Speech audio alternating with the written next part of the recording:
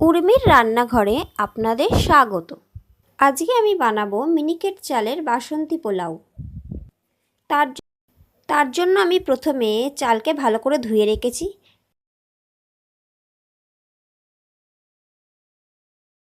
এরপর কড়াইতে ঘি দিয়ে দিয়েছি। ঘি গরম হলে তার মধ্যে গোটা গরম মশলা ও তেজপাতা ফোড়ন দিয়ে ফোড়ন হয়ে গেলে এর মধ্যে কিছু কাজু বাদাম ও কিশমিশ দিয়ে ভেজে নিয়ে সেটাকে তুলে রাখবো।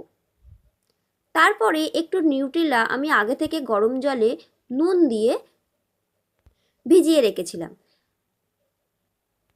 1 ঘন্টা পরে সেই নিউট্রেলাগুলোকে বা সয়াবিনগুলোকে জল থেকে তুলে নিংড়ে নিয়ে সয়াবিনগুলোকে ঘিয়ের মধ্যে ভালো করে ভেজে নেব। তারপরে ভাজা হয়ে গেলে সয়াবিনগুলোকে তুলে নিয়ে ওই ঘিয়ের মধ্যে অল্প একটু কেশরি রং মিশিয়ে দিয়ে চালটাকে দিয়ে ভালো করে ভেজে নেব। ভাজা হয়ে গেলে এর মধ্যে একটু পোলাওয়ের মশলা, পরিমাণ মতো নুন ও স্বাদ অনুযায়ী চিনি দিয়ে আবারও ভালো করে নেড়ে নেব। ভাজা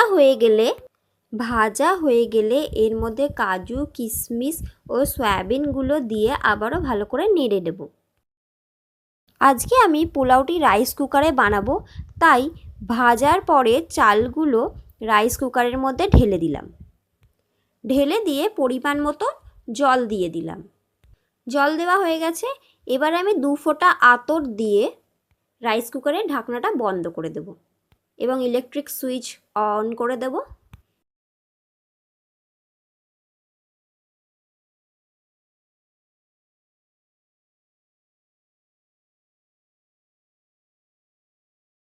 এটি হতে আমার 50 মিনিট মতন টাইম লেগেছে।